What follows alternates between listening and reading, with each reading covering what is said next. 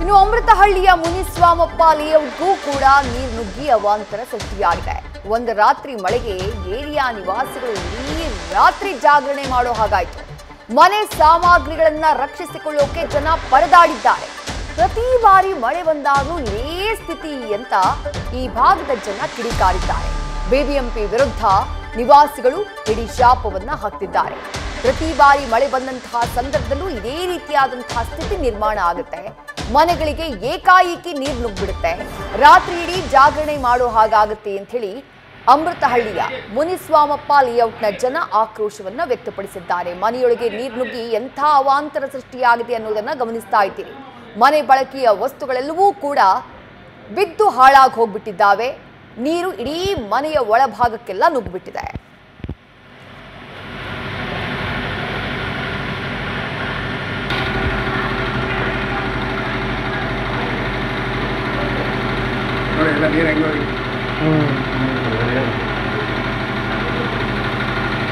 ಯಾರಿಗೆ ಮ್ಯಾತ್ ನಿದ್ದೆ ಇಲ್ಲ, ಒಬ್ಬರಿಗೂ ನಿದ್ದೆ ಇಲ್ಲ. ಚೆನ್ನಾಗೆಲ್ಲ ಹೋಗಿದೆ ನೀರೆಲ್ಲ. ನೋಡಿ 7-8 ಸ್ಕೂಟ್ರ್ ಎಲ್ಲ ಸೈಲೆನ್ಸರ್ ಒಳಗೆ ನುಗ್ಗಿದೆ. ಈಗ ಸ್ಕೂಟ್ರ್ ಬೇರೆ ಖರ್ಚೀಗ ಅಲ್ಲ.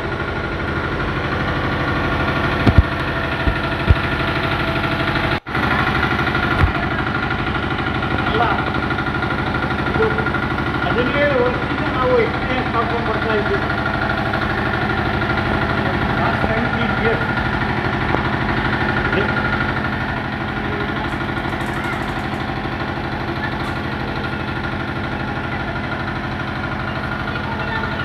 ಹೋಗಪ್ಪ, ಈಗ ಬರಬೇಡ್ರಿ. ಯಾರು ಇಲ್ಲೇ ಬರ್ತಾರಲ್ಲ, ಬಿಟ್ಟಿಗಿದವ್ರು ಏನು ಮಾಡ್ತಾರೆ?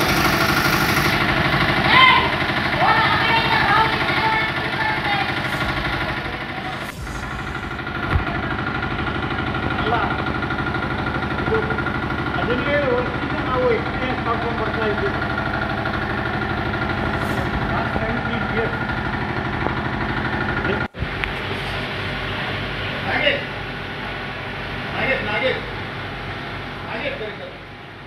ಒಂದೇ ಒಂದು ಮಳೆ ರಾತ್ರಿ ಸುರಿದಂತಹ ಭಾರೀ ಪ್ರಮಾಣದ ಮಳೆಗೆ ಅಮೃತಸ್ವಾಮಿಯ ಮುನಿಸ್ವಾಮಪ್ಪ ಲೇಔಟ್ನ ಜನರ ಪರದಾಟವನ್ನ ಗಮನಿಸ್ತಾ ಇದ್ದೀರಿ. ಇಡೀ ಲೇಔಟ್ಗೆಲ್ಲ ನೀರು ನುಗ್ಗಿ ಕೆರೆಯಂತಾಗ್ಬಿಟ್ಟಿದೆ. ವಾಹನಗಳನ್ನ ಹೊರಗಡೆ ನಿಲ್ಲಿಸಿದ್ರು ದ್ವಿಚಕ್ರ ವಾಹನಗಳು, ಆ ಗಾಡಿಗಳಿಗೆಲ್ಲ ನೀರು ನುಗ್ಗಿ ಈಗ ಅದನ್ನ ಬೇರೆ ರಿಪೇರಿ ಮಾಡಿಸಬೇಕು ಅಂತ ಹೇಳಿ ಅಲ್ಲಿ ಜನ ಮಾತನಾಡ್ತಾ ಇದ್ದಿದ್ದನ್ನ ಕೇಳಿಸ್ಕೊಂಡ್ರಿ. ಮನೆ ಒಳಭಾಗಕ್ಕೂ ಕೂಡ ನೀರು ನುಗ್ಗಿದೆ. ಮನೆಯಲ್ಲಿಟ್ಟಿದ್ದಂತಹ ವಸ್ತುಗಳೆಲ್ಲವೂ ಕೂಡ ಹಾಳಾಗಿದೆ. ಪೀಠೋಪಕರಣಗಳು ಹಾನಿಗೊಳಗಾಗಿದ್ದಾವೆ.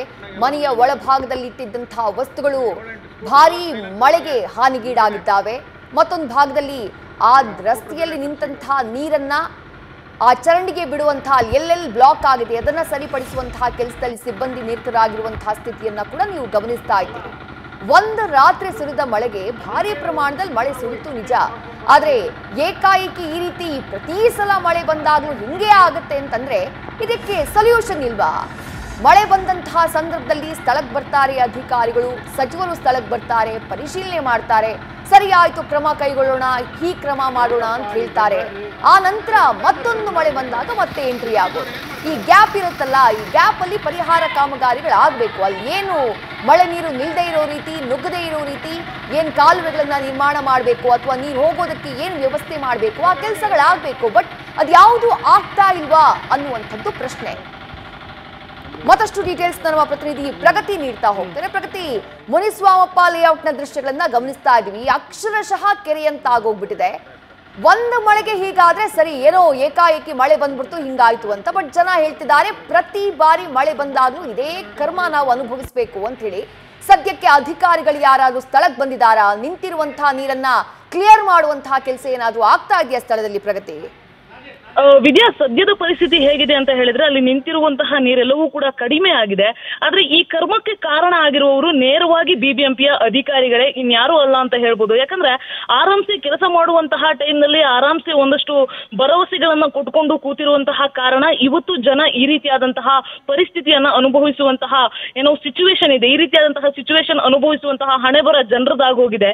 ಈ ಒಂದು ಬಡಾವಣೆಯಲ್ಲೂ ಕೂಡ ಹಾಗೆ ಅಮೃತಹಳ್ಳಿಯ ಮುನಿಸ್ವಾಮಪ್ಪ ಲೇಔಟ್ನಲ್ಲೂ ಕೂಡ ಮನೆಗಳಿಗೆ ನೀರು ನುಗ್ಗಿದೆ. ರಾತ್ರಿ ಇಡೀ ಏರಿಯಾದ ನಿವಾಸಿಗಳು ಒಂದ್ ರೀತಿಯಾಗಿ ಜಾಗರಣೆಯನ್ನ ಮಾಡಿದ್ರು. ಯಾಕಂದ್ರೆ ಮನೆ ಒಳಗಡೆ ನೀರು ನುಗ್ಗೋದು ಒಂದ್ ಕಡೆ, ಅದ್ರ ಒಳಗಡೆ ಒಂದು ಮಳೆ ನೀರಿರುತ್ತೆ, ಇನ್ನೊಂದು ಕೊಳಕು ನೀರಿರುತ್ತೆ, ಇನ್ನೊಂದು ಒಳಚರಂಡಿ ನೀರಿರುತ್ತೆ. ಯಾವ್ಯಾವ್ದೋ ಏರಿಯಾದ ಮಿಶ್ರಿತ ಆಗಿರುವಂತಹ ಕೊಳಕು ನೀರುಗಳೆಲ್ಲ ಮನೆ ಒಳಗಡೆ ನೀರು ನುಗ್ಗುತ್ತೆ. ಸೊ ಹಿರಿಯರು, ಮಕ್ಕಳು ಇವ್ರದೆಲ್ಲ ಆರೋಗ್ಯವನ್ನ ಕಾಪಾಡ್ಕೊಳ್ಬೇಕಾಗತ್ತೆ. ಅದ್ರ ಜೊತೆಗೆ ಮನೆಯ ಸಾಮಗ್ರಿಗಳನ್ನ ಕೂಡ ಅವರು ರಕ್ಷಿಸಿಕೊಳ್ಳುವಂತಹ ಒಂದು ಪರಿಸ್ಥಿತಿ ಇರುತ್ತೆ. ಯಾಕಂದ್ರೆ ತುಂಬಾ ದುಬಾರಿ ಐಟಮ್ಸ್ ಗಳಿರ್ತವೆ, ಅವೆಲ್ಲ ಏನಾದ್ರೂ ಕೊಚ್ಕೊಂಡು ಹೋದ್ರೆ ಅಥವಾ ಅವುಗಳಿಗೆ ನೀರು ನುಗ್ಗಿದ್ರೆ ಅವುಗಳು ಕೂಡ ಹಾಳಾಗುವಂತಹ ಸ್ಥಿತಿ ಇರುತ್ತೆ. ಸೊ ಅವುಗಳನ್ನೆಲ್ಲ ರಕ್ಷಣೆ ಮಾಡುವಂತಹ ಬರದಲ್ಲಿ ಇಡೀ ರಾತ್ರಿ ಜನರೆಲ್ಲ ಕೂತ್ಕೊಂಡು ಜಾಗರಣೆ ಮಾಡುವಂತಹ ಪರಿಸ್ಥಿತಿ ಇದೆ.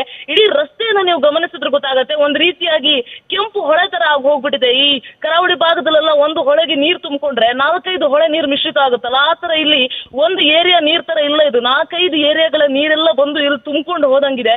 ಜನ ಹೇಳ್ತಾ ಇರೋದಿಷ್ಟೇ, ಒಂದ್ ಕಡೆ ಡೆಂಗ್ಯೂ ಅಂತ ಹೇಳ್ತೀರಾ, ಇನ್ನೊಂದು ಕಡೆ ಮತ್ತೊಂದಿಷ್ಟು ರೋಗಗಳ ಹೆಸರು ಹೇಳ್ತೀರಾ, ಬಟ್ ಈ ತರಹದ ನೀರು ನಮ್ಮ ಮನೆ ಒಳಗಡೆ ನುಗ್ಗಿದ್ರೆ ಇನ್ ಎಷ್ಟು ರೋಗಗಳು ನಮಗ್ ಬರಲ್ಲ ಅಂತ ಪ್ರಶ್ನೆ ಮಾಡ್ತಾ ಇದ್ದಾರೆ. ಅಧಿಕಾರಿಗಳಂತೂ ಅವರ ಫೋನ್ ಸಂಪರ್ಕಕ್ಕಾಗ್ಲಿ ಅಥವಾ ಅವರ ಅಹವಾಲುಗಳನ್ನ ಕೇಳೋದಕ್ಕಾಗ್ಲಿ ಯಾವುದೇ ರೀತಿಯಾಗಿ ಸ್ಪಂದಿಸ್ತಾ ಇಲ್ಲ.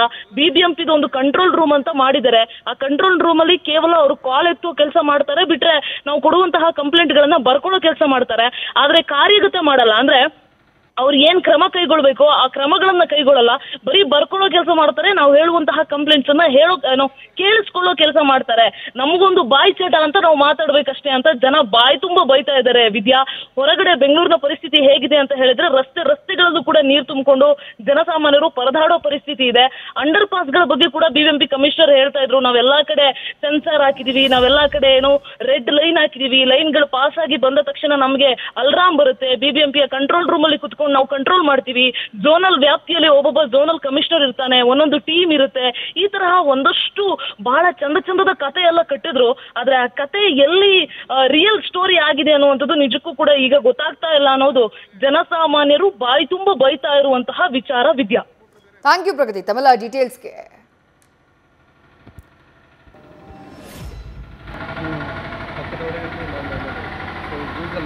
ಎಲ್ಲ ಸೃಷ್ಟಿ ಎಲ್ಲ ಹೋಯ್ತು, 1000 ರೂಪಾಯಿ ಖರ್ಚು ಮಾಡಬೇಕಾಗಿರುತ್ತೆ ಎಲ್ಲ. ಅದಕ್ಕೆ ಮನೆ ಒಳಗೆಲ್ಲ ಹೋಗಿದೆ ಪಾಪ.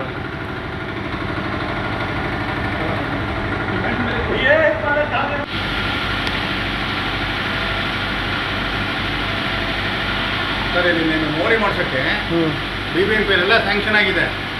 ಈ ರಾಜಕೀಯದವ್ರು ಏನು ಮಾಡ್ತಾರೆ, ಅವ್ರು ಮಾಡಿಸ್ಲಿ ಇವ್ರು ಮಾಡಿಸ್ಲಿ ಅಂತ ಯಾರು ಮಾಡಿಸ್ತಾ ಇಲ್ಲ. ರಾಜಕೀಯದವ್ರು ಏನು ಎಲೆಕ್ಷನಲ್ಲಿ ಅವ್ರು ಗೆಲ್ಬೋದು ಅಷ್ಟೇ, ಆಮೇಲೆ ಜನಕ್ಕೆಲ್ಲ ಒಂದೇ ಸಲ ಸಹಾಯ ಮಾಡಬೇಕು. ಅವರು ಗೆಲ್ಲೋದಕ್ಕಷ್ಟೇ ಅದು ಓಟ್ ಕೊಡೋದನ್ನು. ಅದನ್ನು ಬಿಟ್ಬಿಟ್ಟು ಅವ್ರು ಮಾಡಲಿ ಇವ್ರು ಮಾಡಲಿ ಅಂದ್ಬಿಟ್ಟು ನಮಗೆ ಇರೋ 30 ಮನೆಗಳು ನೋಡಿ ಇಲ್ಲಿ ಎಷ್ಟು ಪ್ರಾಬ್ಲಮ್ ನಮಗಿಲ್ಲ. ನಾವು ಇಲ್ಲಿ ಬಂದರೆ ಈಗ ನಮಗೆ ಸಂಬಳ 5000 ರೂಪಾಯಿ ಖರ್ಚು. ಹೋದ ವರ್ಷ ಹಿಂಗೆ ಆಗಿ ನಮಗೆ 2 ಲಕ್ಷ ರೂಪಾಯಿ ಖರ್ಚಾಗಿದೆ. ನಮ್ಮದು TV ಹೋಯಿತು, ಎಲ್ಲ ಹೋಯಿತು, ನಮ್ಮದು UPS